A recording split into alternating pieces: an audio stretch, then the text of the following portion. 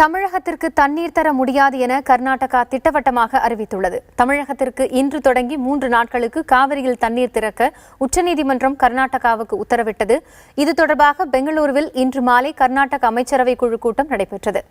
இதனையடுத்து செய்தியாளர்களை சந்தித்த கர்நாடக முதலமைச்சர் சித்தராமையா, கர்நாடகாவில் குடிநீருக்கு மட்டுமே நீர் இருப்பதால் தமிழகத்திற்கு தண்ணீர் வழங்க முடியாது என கூறினார்.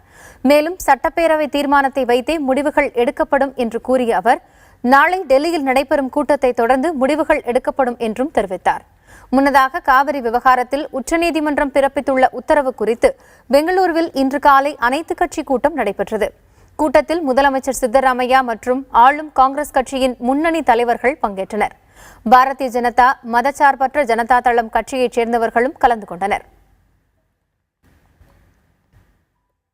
ಎರಡೂ ರಾಜ್ಯದ ಎಕ್ಸಿಕ್ಯೂಟಿವ್ ಹೆಡ್ಸ್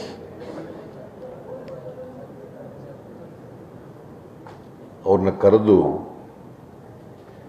ನೆಗೋಸಿಯೇಟ್ ಮಾಡಲಿಕ್ಕೆ ನಾವು ಸಿದ್ಧ ಇದ್ದೇವೆ ಅಂತಕ್ಕಂಥ ಸಲಹೆಯನ್ನು ಕೊಡ್ತಾರೆ.